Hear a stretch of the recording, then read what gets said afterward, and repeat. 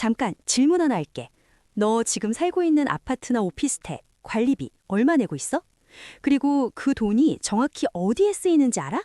어디 쓰이는지는 잘 모르겠고 그냥 청소하고 경비 아저씨 월급 나가는 거 아닌가요? 응, 나도 2년 전까지 그렇게 생각했어. 근데 있잖아, 그 관리비 안에는 네가 내야 할 이유가 없는 돈들이 섞여 있어. 그리고 그게 불법이 아니야. 완전히 합법적으로 빠져나가고 있어.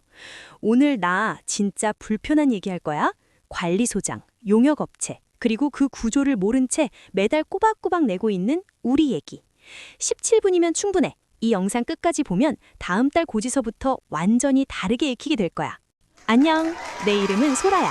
난 관리비, 공과금, 그리고 우리가 아무 의심 없이 내고 있는 고정지출의 구조에 대해서 진짜 미친 듯이 고민하거든. 만약 너가 매달 내는 관리비가 이 정도면 맞는 건지 뭔가 억울한데 증명을 못하겠다는 답답함 때문에 힘들다면 구독 버튼 누르고 이 영상이 도움되면 좋아요도 꼭 눌러줘. 나 오늘 이 영상 만들면서 솔직히 좀 망설였어. 왜냐면 이 내용 특정 사람들한테는 굉장히 불편한 얘기거든. 근데 그게 정확히 이 영상을 만들어야 하는 이유이기도 해. 관리비는 관리사무소가 알아서 정하는 거고 입주민은 그냥 내면 되는 거 아닌가요? 아니, 그렇지 않아. 그리고 그냥 내면 되는 거라는 생각이 매년 수십만 명의 입주민 주머니에서 수백억 원을 조용히 빠져나가게 만들고 있어. 자, 이제부터 시작이야. 자, 봐봐. 대부분 사람들이 이렇게 알고 있어. 관리비는 실제 들어간 비용을 나눠서 내는 거다. 투명하게 정산되는 거다. 이게 교과서적으로는 맞아. 법적으로도 그렇게 되어 있어.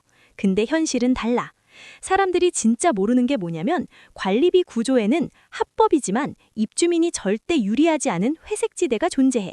그리고 이 회색지대는 아주 오래전부터 매우 체계적으로 작동해왔어. 비유를 하나 들게.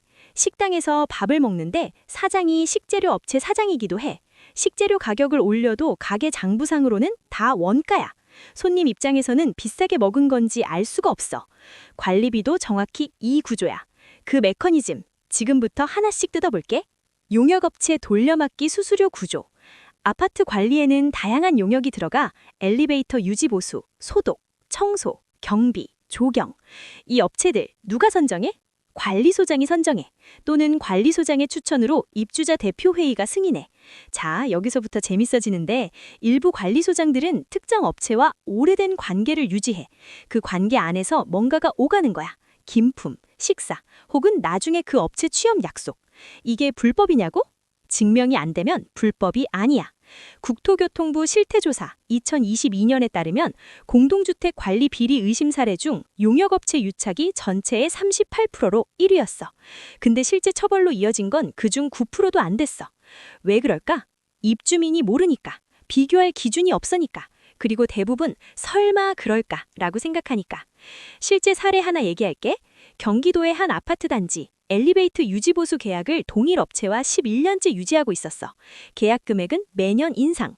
아파트 한 명이 같은 규모 인근 단지의 동일 항목 계약 금액을 비교해봤더니 연간 1,200만 원 차이가 났어. 11년이면 1억 3천만 원. 그 돈 입주민 관리비에서 나간 거야. 수선비의 마법. 예산은 부풀리고 공사는 축소하고. 관리비 고지서에 수선 유지비 또는 수선 충당금이라는 항목 혹시 봤어? 이건 건물 유지보수를 위해 쌓아두는 돈이야. 배관 교체, 외벽 도색, 지붕 방수 같은 공사들. 문제는 이 예산이 산정 기준이 매우 느슨하다는 거야. 여기서부터 진짜 재밌어진다. 공사업체 견적은 누가 받아? 관리소장이 받아. 업체 선정은 누가 해? 관리소장이 추천해. 공사 완료 확인은 누가 해? 관리소장이 해. 시작도 관리소장, 중간도 관리소장, 끝도 관리소장. 이 구조에서 만약 관리소장이 공사업체와 짜고 견적을 부풀리면 입주민은 알 방법이 없어. 실제 공사비 2천만 원짜리 방수공사를 3,500만 원에 계약해. 차액 1,500만 원은 어디로? 이게 매년 전국 수천 개 단지에서 조용히 반복되고 있어. 지금 이런 생각 들지? 에이, 입주자 대표회의가 있잖아. 감시하는 사람들이 있잖아. 맞아, 있어. 근데 문제는 그 대표들도 전문가가 아니야. 건설, 회계, 법 모르는 일반인이 대부분이야. 그리고 관리소장은 전문가야. 수십 년 경력에. 정보 비대칭이 엄청나. 일반 관리비 항목, 가장 불투명한 돈. 관리비 고지서에서 금액이 큰데 설명이 가장 부족한 항목, 바로 일반 관리비야. 여기에 뭐가 포함되냐면 관리 직원 인건비, 사무용품, 제복비, 교육훈련비, 차량 유지비. 차량 유지비. 잠깐. 관리사무소 차량 기름값을 내가 내고 있다고? 응. 그리고 그 차 얼마나 굴리는지, 어디 가는지 우리는 알 방법이 없어. 2023년 서울시 공동주택 관리비 실태조사에서 300세대 이상 아파트 단지 중 일반 관리비 내역을 항목별로 세분화해서 공개한 단지는 전체의 31%에 불과했어. 나머지 69%는 그냥 일반 관리비 551으로만 고지되고 있어. 총액만 알려주는 거야. 내용은 없이. 솔직히 나 이 얘기 처음 알았을 때 화가 났어. 근데 잠깐 생각해봤어. 우리가 몰랐던 게 우리 잘못인가? 아니, 이건 구조적으로 모르게 설계되어 있어. 심리학 얘기 잠깐 할게. 복잡성 방패라는 개념이 있어. 내가 붙인 이름인데 어떤 시스템이 충분히 복잡해 보이면 사람들은 의심하기를 포기해. 전문가가 하는 거겠지. 법적으로 되는 거겠지. 내 같은 일반인이 어떻게 알아? 관리비 고지서가 딱 이 전략을 쓰고 있어. 항목은 많고 금액은 잘게 쪼개져 있고 근거 서류는 관리사무소에 있어. 찾아가서 열람 신청해야 볼 수 있어. 그 귀찮음이 방패야. 그리고 여기에 소액 분산 효과가 더해져. 월 3,000원이 부풀려졌다고 해봐봐. 한 달에 3,000원이면 화낼 사람 없어. 근데 500세대 단지면 월 150만 원, 연 1,800만 원이야. 티끌 모아 태산, 이 격언을 가장 잘 실천하는 사람들이 누군지 이제 알겠지? 자, 봐봐. 이제 진짜 실전이야. 겁먹지 마. 생각보다 간단해. 스텝 1. K아파트 들어가서 우리 아파트 비교해보기. K아파트는 국토교통부가 운영하는 공개 사이트야. 여기서 할 수 있는 것. 우리 아파트 관리비 항목별 내역 조회, 같은 지역, 같은 규모 단지 평균 대비 비교, 최근 3년 관리비 추이 확인. 검색창에 K아파트 치면 바로 나와. 아파트 이름 검색하면 끝이야. 만약 우리 아파트 관리비가 유사 단지 평균보다 20% 이상 높다면 그건 그냥 넘기면 안 돼. 스텝 2. 관리비 세부 내역 열람 신청하기. 공동주택관리법 제23조에 따라 입주민은 관리비 세부 내역을 열람할 권리가 있어. 관리사무소에 가서 이렇게 말해. 공동주택관리법 제23조에 의거해서 이번 달 관리비 세부 내역서와 용역계약서 목록 열람 신청합니다. 이 한마디가 관리사무소 입장에서는 굉장히 불편한 요청이야. 왜냐면 거절할 수 없거든. 법적 의무니까. 그리고 대부분의 문제는 이 요청 한 번으로 억제돼. 스텝 3. 용역계약 수의계약 여부 확인하기. 용역계약에는 두 가지가 있어. 경쟁입찰 vs 수의계약. 경쟁입찰. 여러 업체 견적받아서 가장 합리적인 곳 선정, 투명해. 수의계약. 한 업체랑만 계약. 사유가 있으면 합법이야. 근데 사유가 대표 지인 업체이면? 확인 방법. 열람 신청한 용역 계약서에서 수의계약 사유 항목 찾아봐. 기존 업체와의 연속성, 전문성 같은 애매한 이유가 수년째 반복되고 있다면 질문해야 해.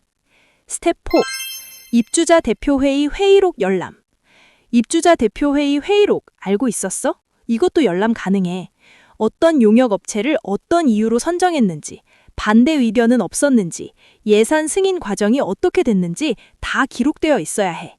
이게 공개 안 되어 있거나 없다고 하면 그 자체가 문제야.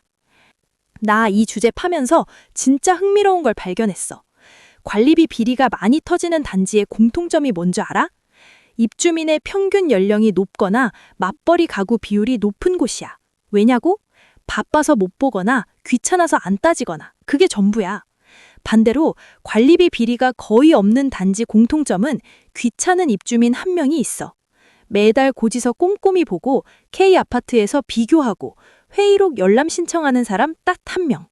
그 사람 한 명이 전체 500세대를 지켜. 그 한 명이 네가 될 수 있어. 그리고 한 가지 더. 이 구조가 유지되는 가장 큰 이유는 신고해봤자 바뀌는 게 없다는 패배감이야. 근데 실제로는 국토교통부 공동주택관리 비리 신고센터에 접수된 민원 중 처리 완료율이 78%야. 신고하면 10명 중 8명은 뭔가 바뀌었다는 얘기야. 안 하는 것과 하는 것의 차이, 이제 알겠지? 자, 오늘 얘기 정리해볼게. 첫째, 관리비는 실비 정산이 원칙이지만 회색 지대가 존재해. 둘째, 용역업체 유착, 수선비 부풀리기, 일반 관리비 불투명, 세 가지 구조가 핵심이야. 셋째, K아파트 비교, 세부 내역 열람, 수의 계약 확인, 회의록 열람, 4가지가 무기야. 넷째, 신고하면 78%는 뭔가 바뀐다. 다섯째, 귀찮은 입주민 1명이 500세대를 지켜. 있잖아, 나 이 채널 시작할 때부터 계속 하는 말이 있어. 재테크는 버는 것보다 안 빼앗기는 것이 먼저야. 주식 10% 수익보다 매년 나가던 관리비 20만 원 지키는 게 더 현실적이고 더 확실해. 오늘 영상 보고 나서 딱 한 가지만 해줘. 지금 바로 K아파트 들어가서 우리 아파트 유사 단지 평균이랑 비교해봐. 5분이면 돼. 그 5분이 내년 이맘때 네 통장을 지켜줄 수 있어. 이 영상이 도움됐다면 좋아요 한 번만 눌러줘. 그리고 지금 아파트 사는 친구한테 공유 한 번만 해줘. 이거 진짜 돈 되는 정보야. 다음 영상에서 봐. 빠이!